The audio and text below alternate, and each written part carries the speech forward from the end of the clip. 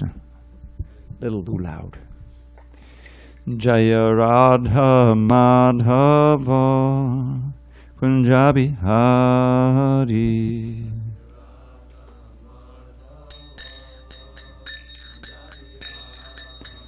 Jaya Radha Madhava Kunjabi Hari.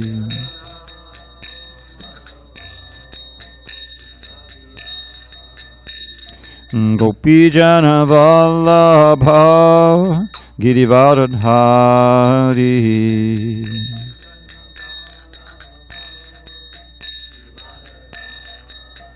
Jai Gopi Jana Vallabha Girivardhari.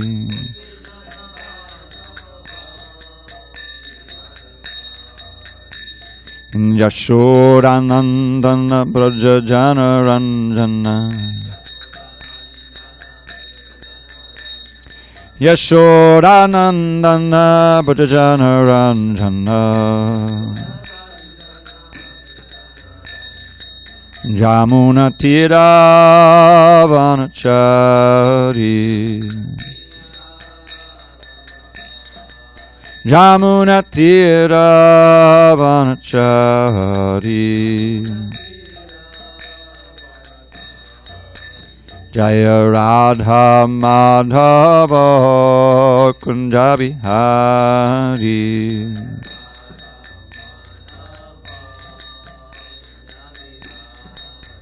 Jaya Radha Madhava Kunjabi Hari.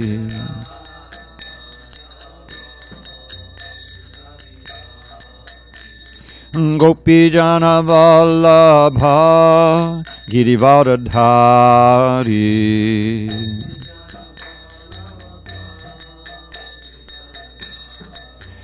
Jai Gopi Jana Vallabha Girivardhari.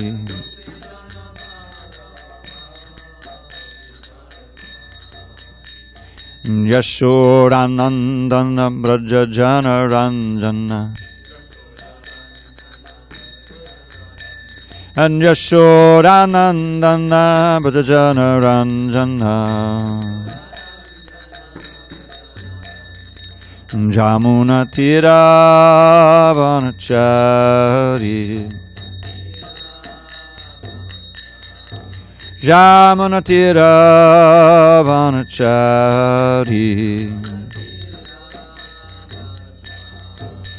Jaya Radha Madhava Kunjabi Hari.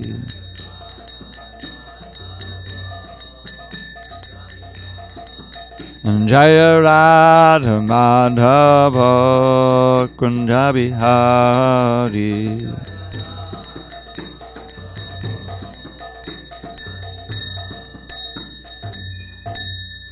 Jai Mr. Pad Paramahansa Parivajaka Ashtotar to Sri Srimad Divine Grace Srila A.C. Bhaktivedanta Swami Prabhupada Ki Jai.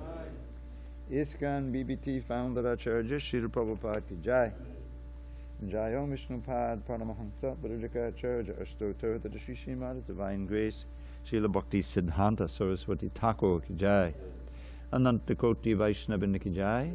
Namacharya Srila Haridas Thakur Ki Jai. Grantharaj Srimad Bhagavatam Ki Jai.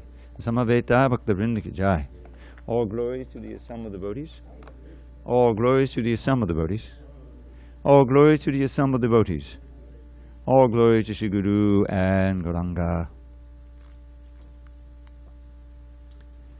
Narayanam Namaskritya Narang Chaiva Narottamam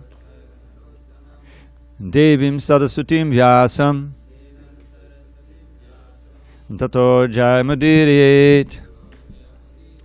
Before reciting the Srimad Bhagavatam, which is our very means of conquest, we should offer our respectful obeisances unto Lord Narayan, the Supreme Personality of Godhead, unto Narayan Rishi, the supermost human being, unto Mother Saraswati, the goddess of learning, unto Srila Vyasadeva, the author, and unto Srila Prabhupada, the translator, commentator, and our spiritual master. Nashta Prayesha Bhadreshu Nityam Bhagavata Sevaya Bhagavatyuttama Shloke Bhakti Bhavati Naishtiki. By regular attendance in classes on Srimad Bhagavatam and by rendering devotional service to the pure devotee, all that is inauspicious within the heart is destroyed almost to nil, and loving devotion to the Supreme Lord, who is glorified in transcendental songs, is established as an irrevocable fact. Om Namo Bhagavate Vasudevaya. Om Namo Bhagavate Vasudevaya. Om Namo Bhagavate Vasudevaya.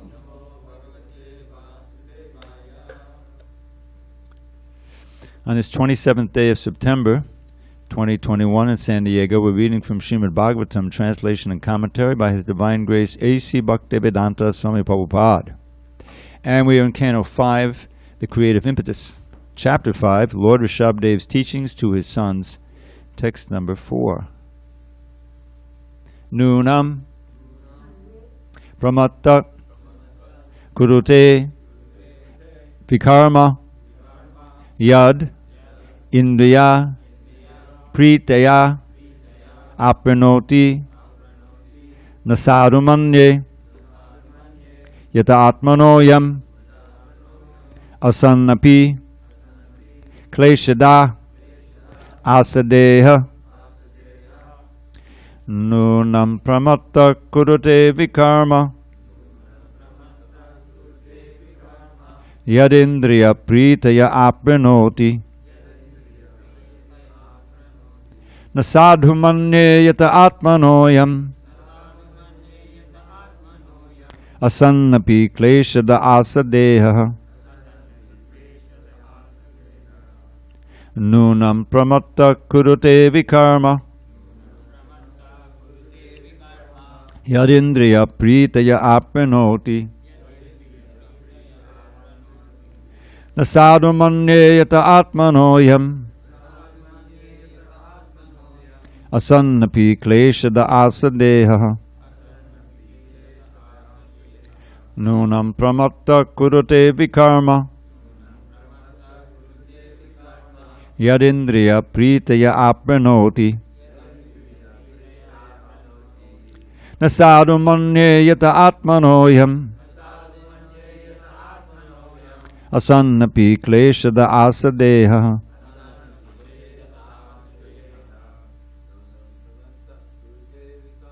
Nunam Pramatta Kurute Vikarma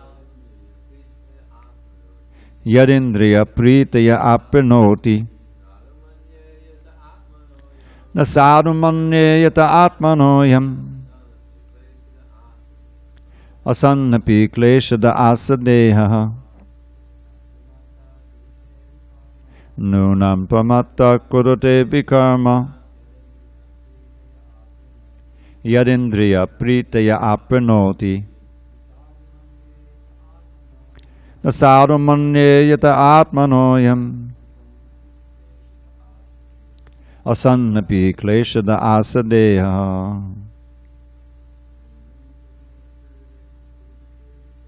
Nunam Pramatta Kurute Vikarma Yadindriya Pritaya Apranoti Nasadhumanye Yata Atmanoyam Asannapi Kleshada Asadeha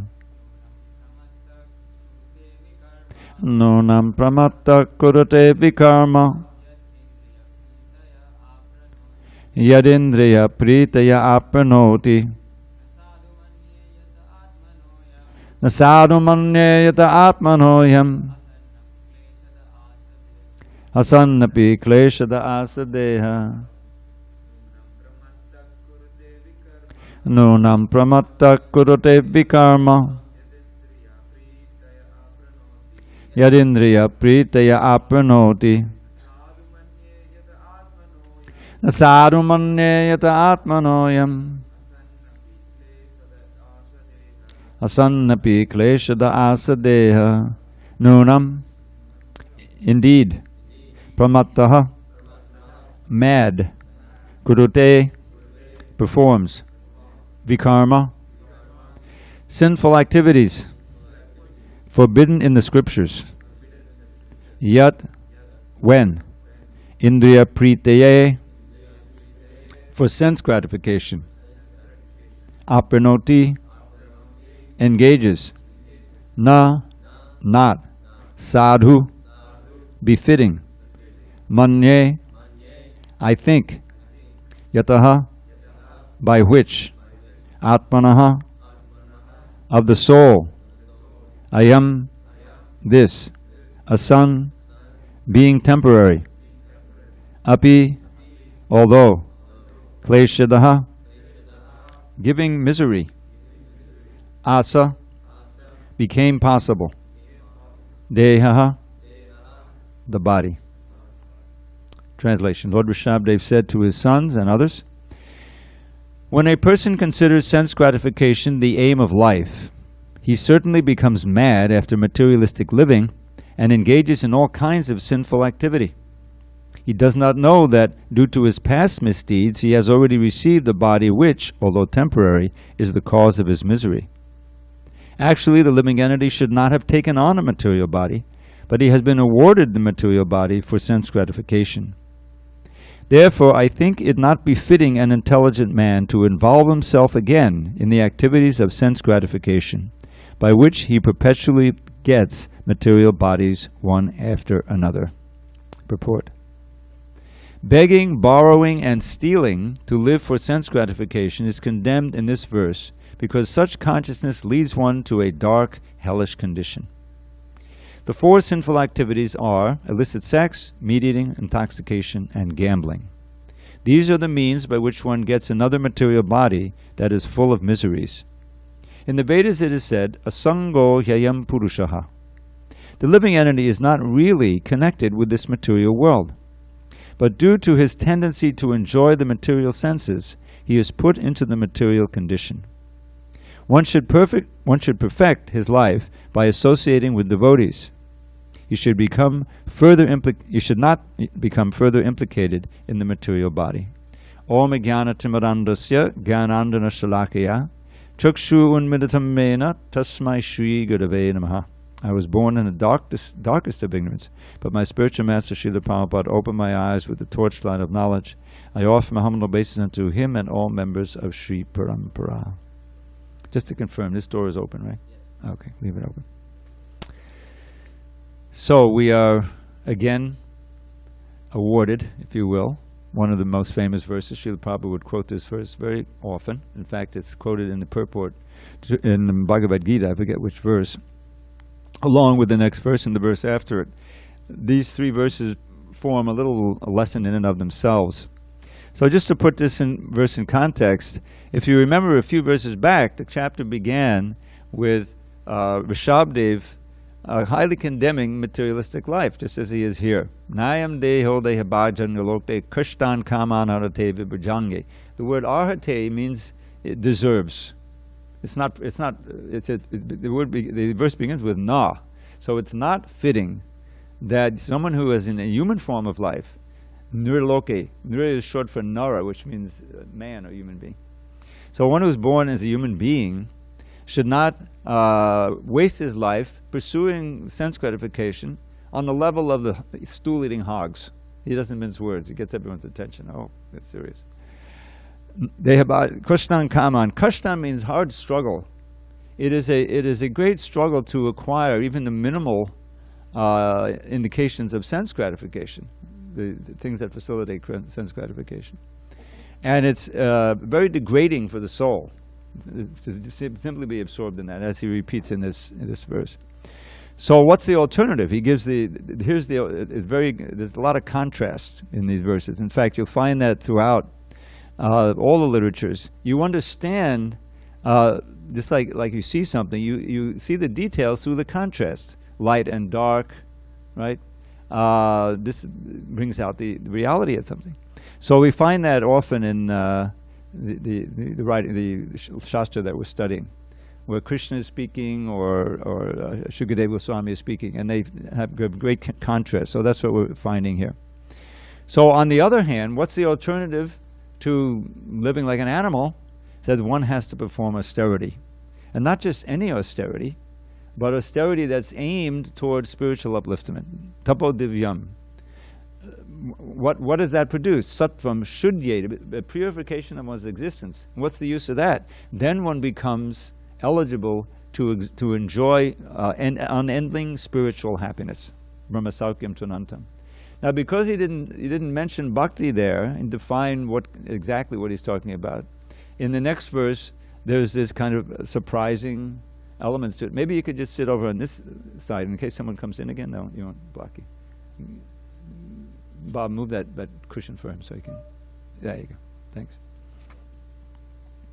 So then we have this next verse, Mahat Sevam Dvaramaho Vimuktes, Tamo Dvaram Yoshitang Sangi Sangam, which we heard a very nice talk yesterday about, or 2 days ago, sorry. So there he's saying that one has to find a Mahatma, a sadhu, and serve that Mahatma. This opens the doors to liberation from this material world. On the other hand, Tamo Dvaram, the doors to darkness, suffering, hellish existence. Yoshitang Sangi Sangam. This word Sangi Sangam is interesting. It comes up in other contexts. I won't mention it now.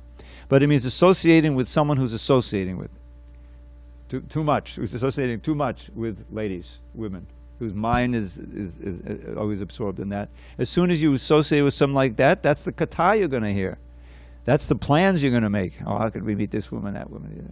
In other words, you'll be affected by that association. So that opens up the door to hell, because you become involved in sinful activities. They're mentioned here in this purport and indicated in the verse. And that just, your result is great suffering. Oftentimes, especially today, you lose the human form of life down into the animal kingdom. So this is this choice that we're faced with as human beings. Most people don't know they have a choice. They're choosing different varieties of sense gratification, and that makes it a choice. But all of them are doors to darkness. The real choice is whether you're going to try to uplift the soul and become detached from matter and attached to Krishna. And people have no idea about that, and that's why we need to educate them, educate ourselves, live the life, and then be able to welcome others into this enterprise of actually going back home, back to Godhead. So, Yoshitam Tamo Dwaram Yoshitang Sangi Sangham. And then he says, well, who is the Mahatma? Vimanya Vaksudita Sadhavoye. That's also in the verse, right? Describing that the sadhus, the Mahatmas, they're free of envy. Suridak, they're the best friends of the entity. Just as Kapila Dev describes in his teachings to his mother, which I'm going to refer to in a minute. So then yesterday, 2 days ago, we heard the class, wonderful debut class from Govardhan Prabhu, in which it wasn't mentioned in the purport, but he's talking about devotion to himself here. Maishe, Isha says, Mai unto me. This is Rsabhadeva speaking, revealing that he is indeed Krishna. Those who are very eager to develop love for me, Saudadartha, then they don't like to associate with people who are simply engaged in maintaining the body and the home and the wife and the children. That's also contaminating. Materialistic householders is something that we want to withdraw from. So now this verse, now we're now turning away from this idea, well, Brahma Saukyam. Well, that could be Brahmananda. That could be the happiness of impersonal realization. And in the purport, Prabhupada says the Mahatmas are of two kinds, remember? The impersonalists. So that's finished now. Now they're developing love. As soon as developing love for God, it's no longer impersonal. So we're on that point now. And then today's verse, he's roundly condemning this mentality of that we see all around us.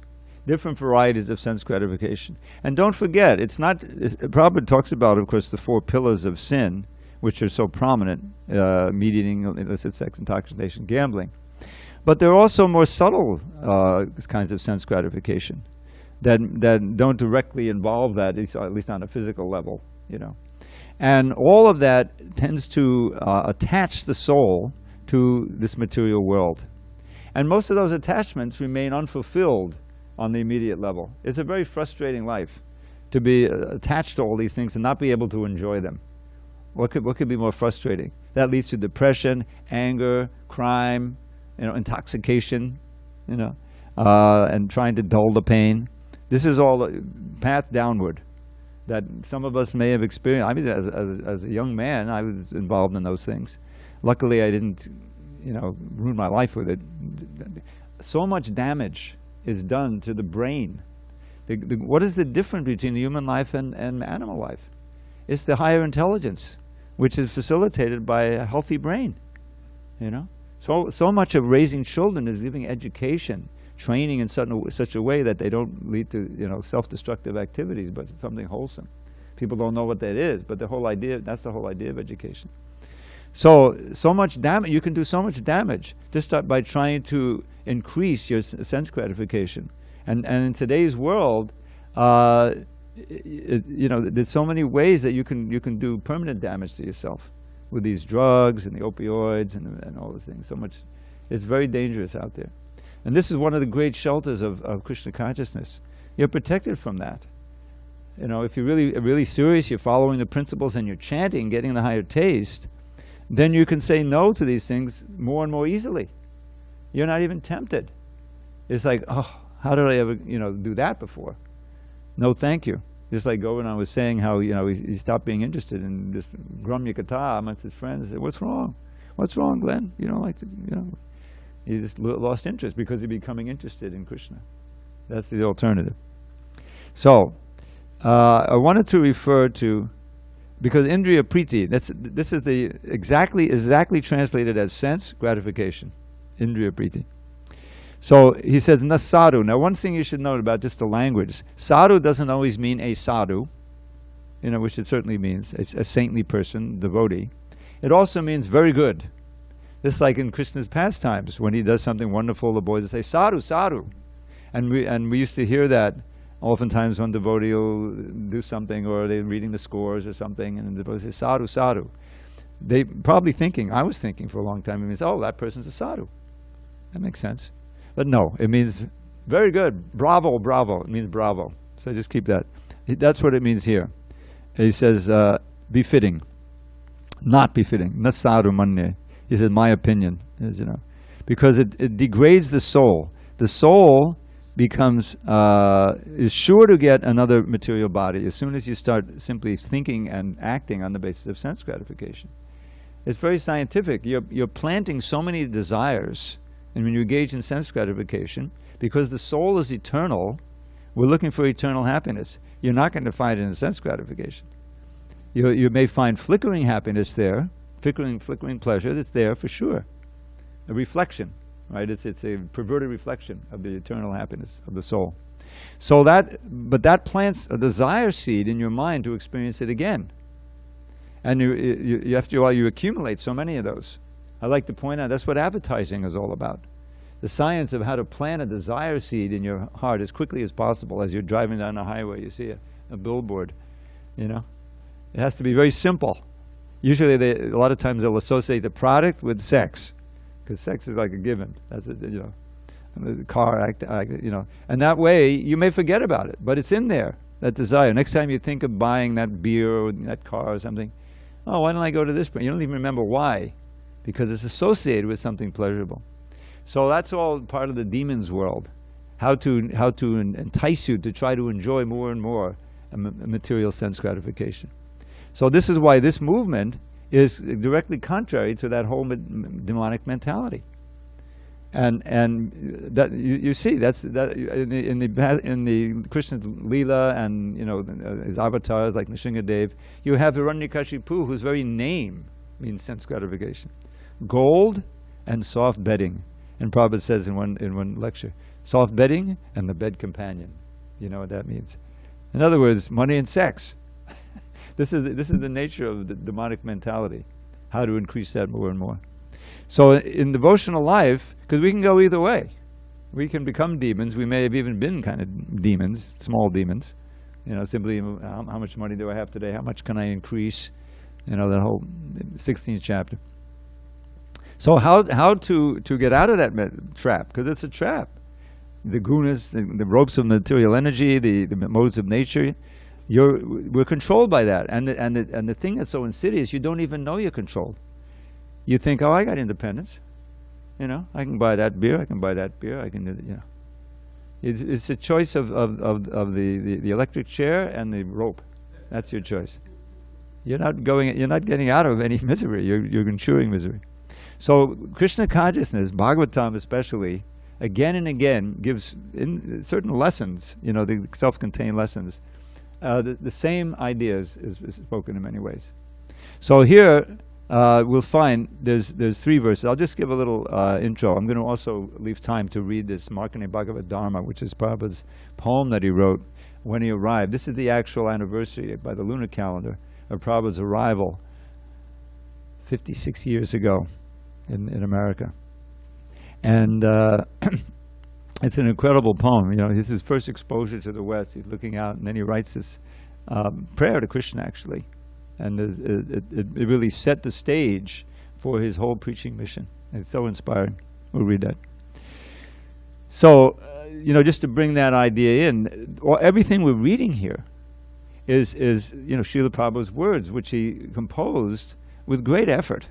You imagine trying to run a fledgling society composed of people like us, who are like diamonds in the rough at the best, So much effort and so many crises developed. I mean, I remember even during Prabhupada's time, there were so many things. One devotee who was very trusted, he went and started a center in Hawaii, and then before long he sold the building. He went to another group in Hawaii. Prabhupada wrote a letter. I was just shocked to hear this. Can you imagine it? That's what was going on, and so many things were going on. So meanwhile, he's writing these books. Just imagine the self-control, things are going on crazy in the society, but sometimes he writes about it in the purports. But he doesn't get to a point where he's dysfunctional, just worrying, you know what I'm saying? This is called dhira, to be able to be sober-minded and keep your composure when things are troubling you, either attraction, allurements, or suffering. So Prabhupada was dhira to the nth degree, needless to say. So these are gifts for us. This knowledge is invaluable. It's essential to avoid hellish suffering that we've already experienced many times, that we've forgotten by Krishna's grace. But we don't want to do that again. We want to become eligible to enjoy Brahma Saukya, which is anantam, endless. In both ways, it means it's without limit, and it doesn't end temporarily. It has 2 meanings, anantam. So that's mentioned in the first verse of his instructions. So to do that, we have to be able to turn our minds away from involvement in sense gratification and thoughts of sense gratification and talks of it and all of these different things that keep us bound here. And so the science is being spoken here. So this idea of pramata is they're mad. You lose your ability to consider the implications of what you're doing. It's just that this is the characteristic of the mode of passion, isn't it? You read the Bhagavad Gita, is that you become so enamored of different kinds of sense gratification that it takes over your life and it affects your reasoning power. Instead of reasoning about, is this the best thing for me?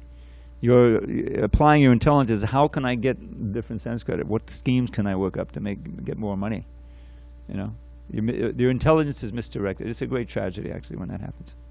So, how to penetrate this wall, if you will, of madness that is all around us, and how to sit steady in the process that weans us off of the sense gratification and builds the attraction to Krishna.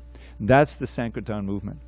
This was Lord Chaitanya's great gift of a process so powerful that anyone from any level, doesn't matter, you're not going to be born as a Brahmin, you can be in the throes of this madness. But if you're lucky enough to come in contact with a devotee in any of the ways, through any medium, That's also possible through the internet, through the books, of course, is the most valuable. You're getting direct association with Prabhupada. But somehow or other become interested in inquiring. That's in the next verse. The need to inquire into Atma Tattva, the truth of the soul. Then the door opens, just a little bit maybe, but it's open enough where you can see some light there, and if you're fortunate to pursue it, then you can get on the right path. And we're given this means, the chanting of the holy name. As soon as you begin chanting with some attention, and you're hearing and you're associating with devotees, you're not hearing it from non-devotees, then if you're fortunate, you become a little attracted. Now, this was the verse you quoted, and what is it? The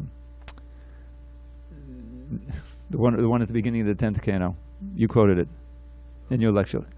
What is it? Nivritta Tarsha. Right. Thank you. Nivritta Tarsha Rupa Giyamanad. So this is right at the beginning, practically, of the 10th canto, and Parikshit is asking Shukadeva to in the context, to please now relate these all attractive pastimes of Krishna. He must be in maybe 6th day by now of fasting. You can imagine what 5th day is described. But getting along, there's only a couple of days left, 7 days, and so. This is what it's all about. This is Summum Bonum. Everything is leading to this 10th canto, and he's very eager to hear these childhood pastimes and all the pastimes of Krishna. But there's a caveat there, and that is you need to hear, the ideal hearing is from someone who's completely free of the thirst, of the desire for material sense gratification. Nivritta Tarshayar Upagiyamanad. When these vibrations are sung by a pure devotee, and that's what we have in Prabhupada's books, There's no fudging with material energy here. They're absolutely pure. Bhavaushadhi, it serves as a medicine to cure the disease of birth and death. And the disease is really within us. It's our absorption in matter. It's our attraction. It's our willful ignorance. Not even wanting to be interested in these things that may interrupt your sense gratification. So that Bhavaushadhat, and it's not a bitter medicine, but very delightful for the ear and the mind. Shota mano abhiramat, pleases the mind. So who would give it up? Who would not listen? Ka uttama shloka gunanuvadat. And the aesthetics of the expression, the uttama shloka means Krishna is glorified in these beautiful Sanskrit shlokas. I was just coming across, because one of my favorite verses is a line from Rupa Goswami's Ashtadasha Chanda Stava, the Leela Chanda, summary of Krishna's Vrindavan Leela. He says, Nabhishisha Leela Langitahayana Gaga Vishkata Namarasayana Ringana Mandana Nandana Ketana Mananimatapata Goga the Chaitana. And even the sound of that, it has a little lilt to it, right? So what he's saying there, very simple, he says, after a year of Krishna's baby Leela, he's a year old now, he's killed Shakatasura, he's killed Putana, and he's killed Trinavarta already. So after all that, then Nanda Maharaj wants to give the name-giving ceremony. So Garga Muni comes. Navashisha Leela, after Shishu was a little baby, after this fresh, new Leela, which happened for a year, Langit Dahayana, then Garga Vishnu Namarasaya, and Garga Muni came to Braj, and he gave Krishna's names, and describing he had been born in different colors, he's just like Narayan, this and that. So then, but then the line that really always gets me, Ringana, which is crawling. Ringana Mandita Nanda Niketa. Nanda Niketa means Nanda Maharaj's courtyard. He's decorating it with his crawling, right? Crawling activities. Ringana Mandita Nanda Modonima Tarpita, with his sweet beauty and attractiveness, he's delighting the minds of all the residents of Vrindavan, the elder gopis who see him. So this is just one drop in the ocean of nectar that can attract us to Krishna.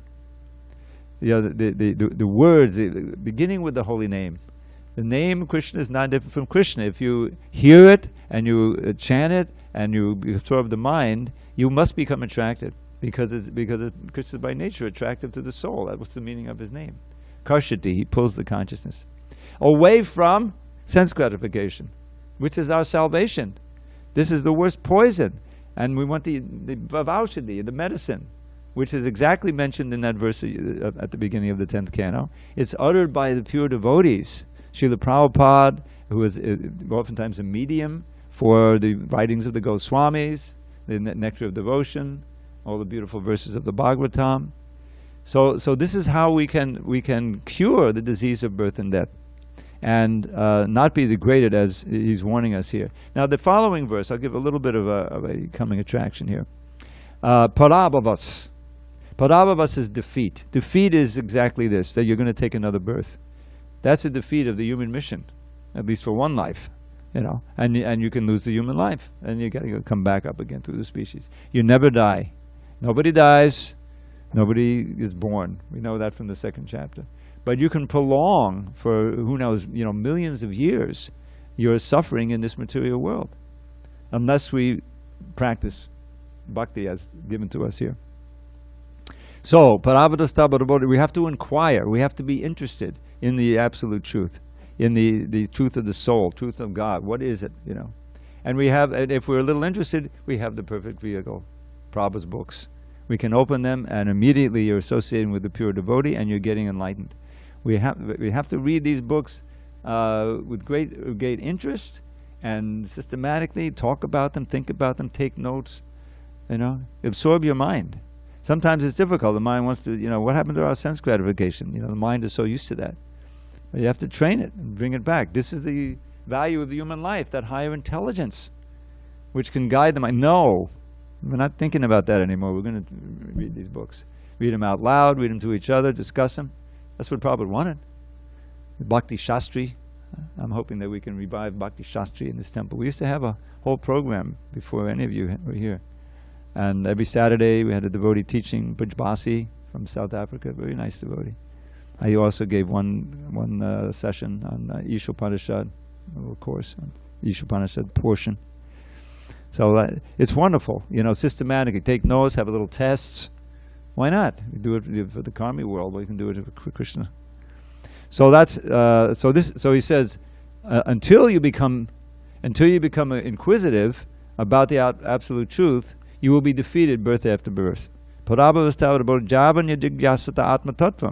Jigyasa, does that word sound familiar?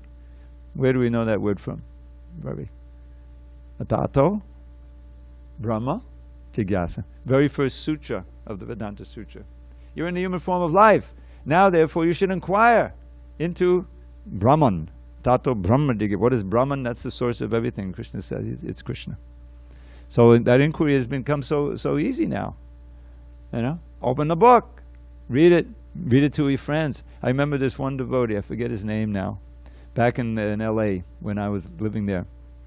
And he would always carry a nectar of devotion in a little bag, And he would see a devotee walking, here today, and said, "Hey, Prabhu," he was a brahmachari. "Hey, Prabhu, you want to hear some nectar devotion? I just read this." He opened the book and started reading right on Watseka Avenue.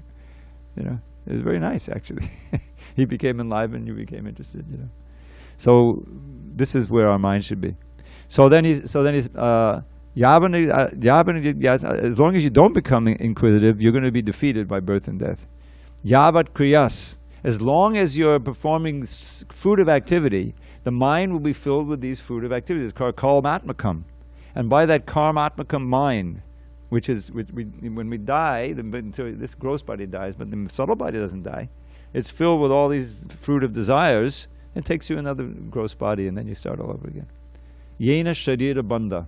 It's very simple. By which, this karmatmaka mind, you stay bound up to a physical body. So then in the third verse, I won't get into detail, but he says, Pritir, back to Priti, but not Indriya Priti. He said, Priti yavan mayi Vasudevi. He talks about himself again, who am Vasudev, Krishna. He's a Vishnu incarnation.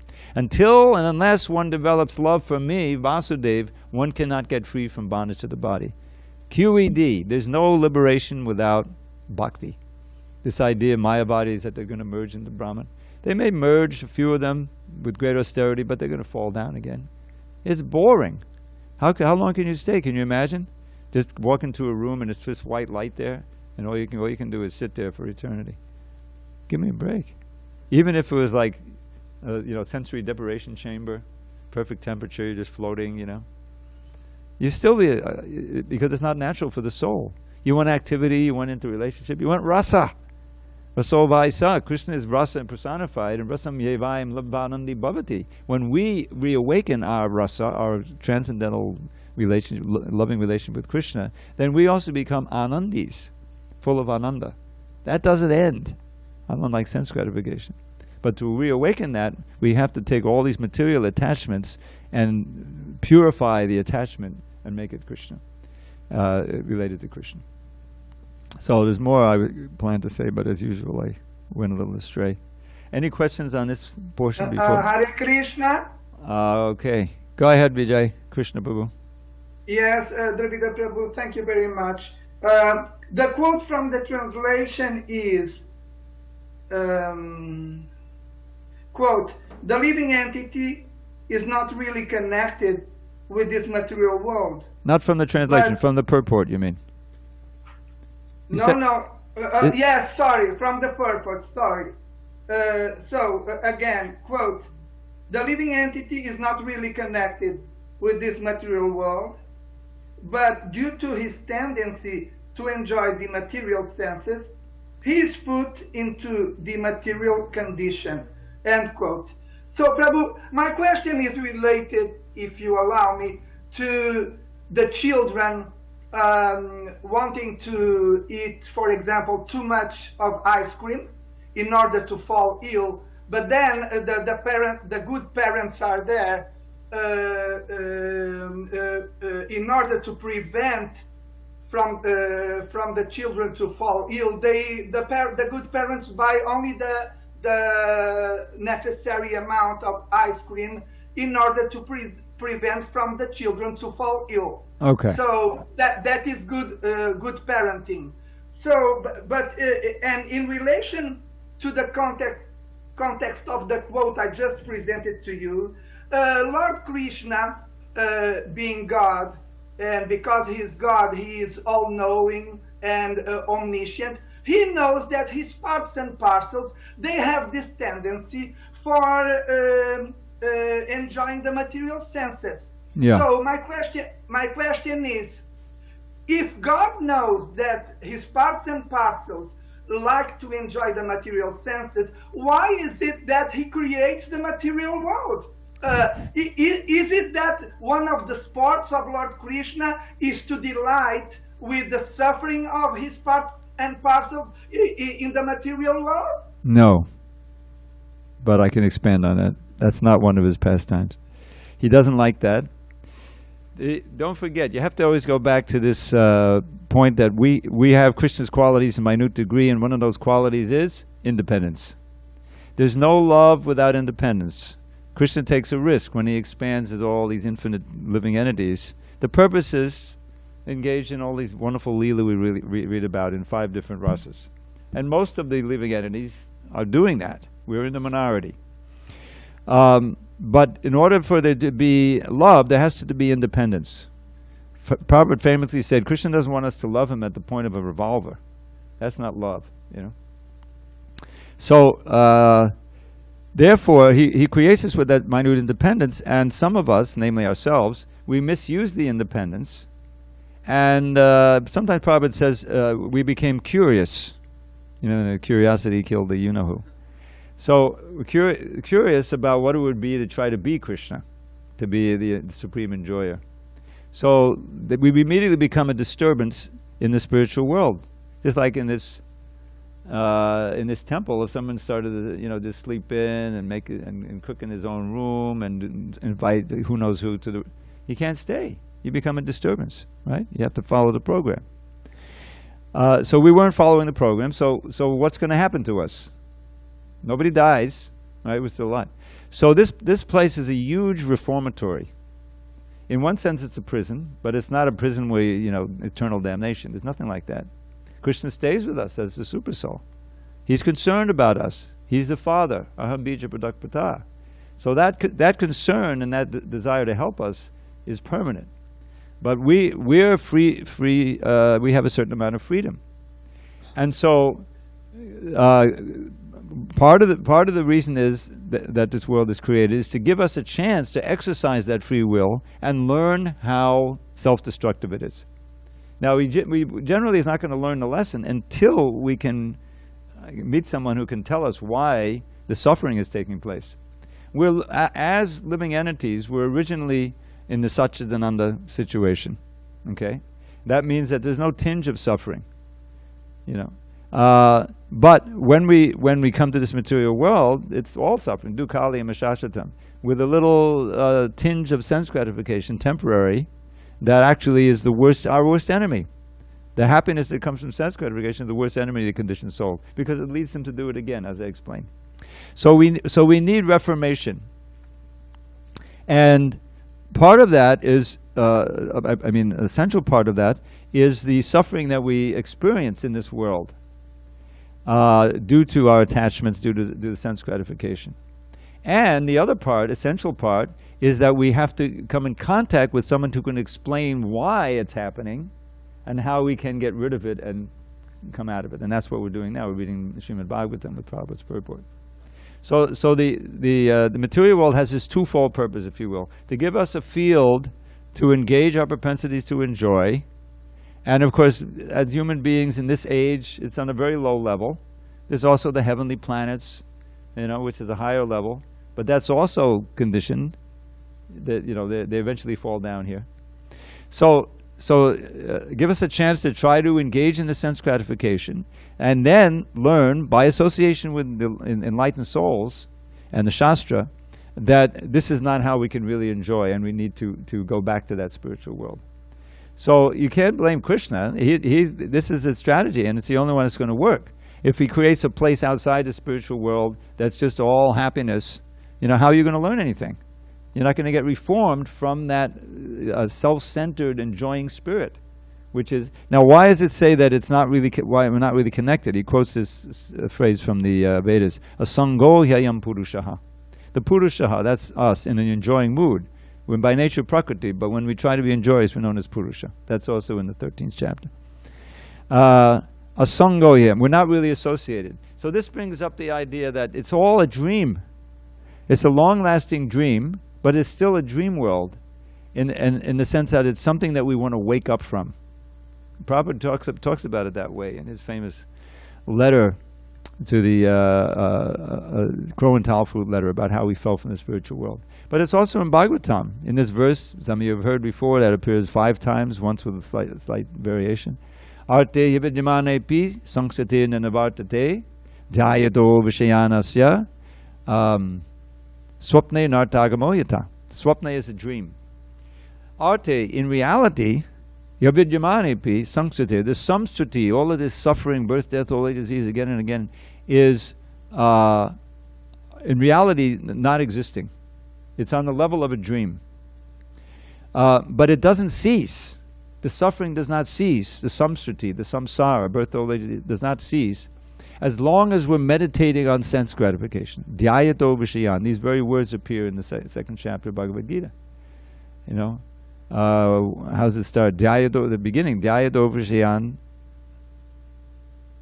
Dhyayato vishayan asya sangasteshu bhajayate. Comes attachment. Asango. This word asanga. The sanga has 2 meanings: attachment and association. So you associate with the desirable things, you get attached to them.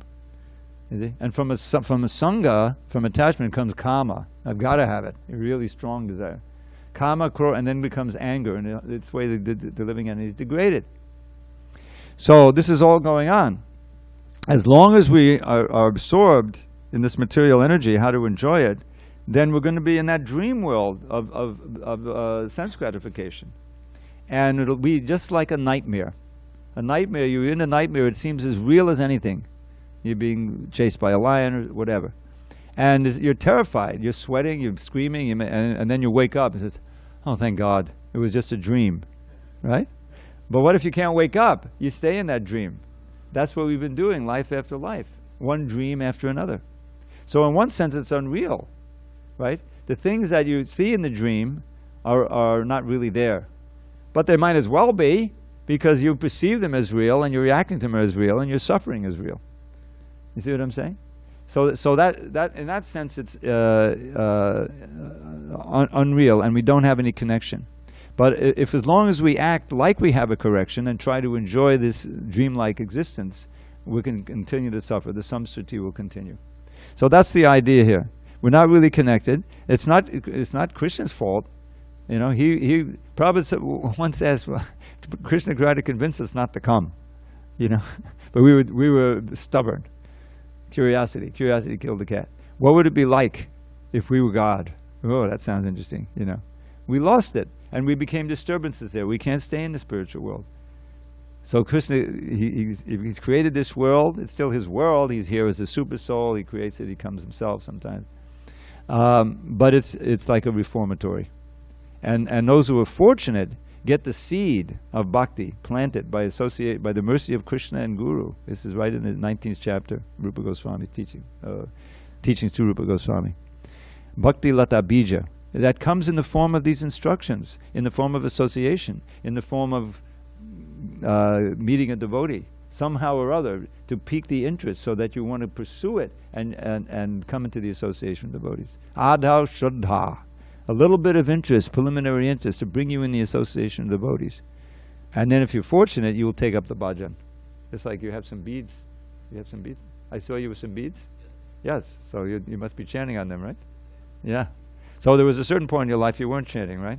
No, so you came in touch with devotees somehow, right? And now and then there's something going on with this chanting. Yeah, it's very nice.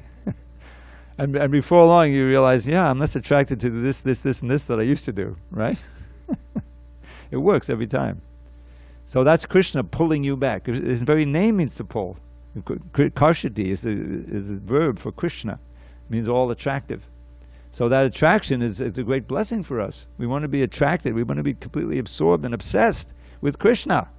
And then we won't be at all interested in all of this degrading attraction. So that's the answer. Is that it's a strategy. Krishna creates this world where we can play out our game of trying to enjoy, get slapped down so long, come in contact with Krishna himself or his representative, his book somehow, and get the spark of interest so that we can turn back to him. What else can he do? He can't leave us back in the spiritual world because we're disturbing all the other devotees. That's the best I can do, Vijay. Yes, Dravida Prabhu, a very, very quick follow-up question. Why is it the scientists who try to find an answer for the question, what is the purpose related to material creation? Why is it that these scientists do not explain the purpose related to material creation the way you just explained? Because they don't have access to this knowledge, and if they do have access, they won't believe it. They'll think it's a myth. They'll put it into some kind of box. Prabhupada met with these guys all the time. He would always give this Professor Kotovsky. I think he gets so much credit, this Professor Kotovsky, just for being a nonsense, because he's used all the time as an example. He was a Russian. Prabhupada went to Russia, amazing, for a few days. He made one devotee, and the seed was planted in Russia that is now full of devotees. There's many, many temples in Russia, many, many, many devotees, wonderful devotees. So he said Swamiji, I think he said Swamiji or Swami, when the body dies, everything's finished. Prabhupada would give this an example of like the darkest ignorance. That's lesson 1 of the Bhagavad Gita. But you can't enter into it unless you become a little humble. This is the first quality. Amanitvam madam vidvam.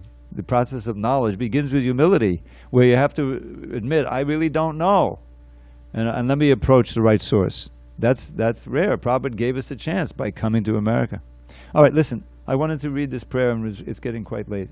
If you just thank you very much, Prabhu. Hare Krishna. Haribol. So, forgive me if anyone else had a question. But I keyed this up too. So this Markandeya Bhagavatam. I'll just get this. All right. Okay. So it says here, Prabhupada wrote this in Boston Harbor on September 18th, 1965, which is the actual date he arrived by the Western calendar. And, as was one wonderful slideshow Maharaj presented yesterday, Prabhupada gets off the boat and he takes a little walk in Boston Harbor, and he sees, the big city, and he sees everybody. running around, in the modes of nature. So then he gets back on the boat, and he writes this poem. So this is reacting. He's giving a reaction to what he's seeing. So it's a prayer to Krishna. I'll just give one verse into Bengali, then I'll read the rest in English. Baro kripa koile Krishna adamara prati ki lagiani le kieta koro ebe gati. My dear Lord Krishna, you are so kind upon this useless soul, but I do not know why you have brought me here. Now you can do whatever you like with me. But I guess you have some business here, otherwise why would you bring me to this terrible place? Most of the population here is covered by, he just saw a few people, but he knows. Most of the population here is covered by the material modes of ignorance and passion. Absorbed in material life, they think themselves very happy and satisfied, and therefore they have no taste for the transcendental message of Vasudeva. I do not know how they will be able to understand exactly what I was just describing. You get absorbed, you can stay absorbed for millions of births. But I know your causeless mercy can make everything possible, because you are the most expert mystic. How will they understand the mellows of devotional service? O Lord, I am simply praying for your mercy, so that I will be able to convince them about your message.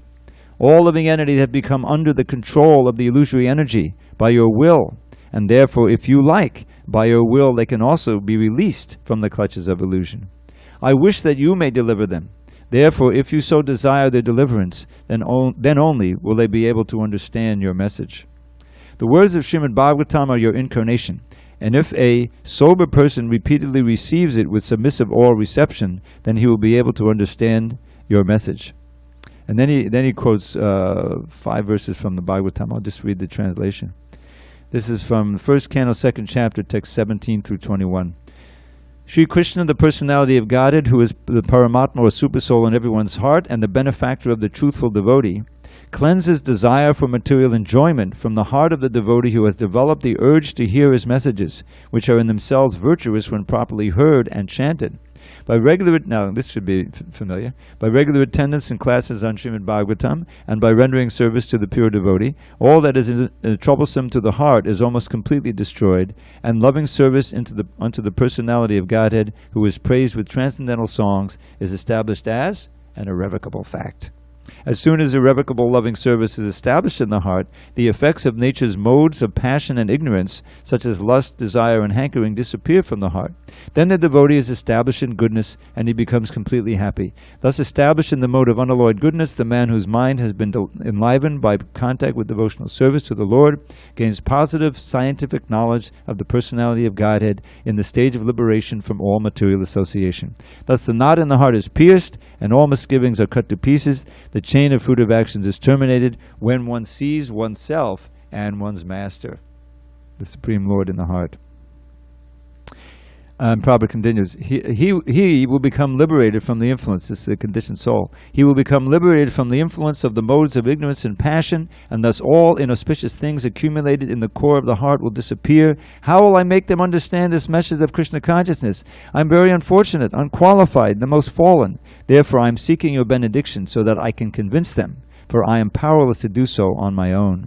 Somehow or other, O Lord, you have brought me here to speak about you. Now, my Lord, it is up to you to make me a success or failure, as you like. O spiritual master of all the worlds, I can simply repeat your message, so if you like, you can make my power of speaking suitable for their understanding. Only by your causeless mercy will my words become pure. I am sure that when this transcendental message penetrates their hearts, they will certainly feel gladdened and thus become liberated from all unhappy conditions of life. O Lord, I'm just like a puppet in your hands. So if you have brought me here to dance, then make me dance. Make me dance, O Lord. Make me dance as you like. I have no devotion, nor do I have any knowledge, but I have strong faith in the holy name of Krishna. I have been designated as Bhaktivedanta, and now, if you like, you can fulfill the real purport of Bhaktivedanta. And then he signs it. Signed, the most unfortunate, insignificant beggar, A.C. Bhaktivedanta Swami, on board the ship Jaladuta, Commonwealth Pier, Boston, Massachusetts, USA, dated 18 September 1965. Srila Prabhupada Ki Jai.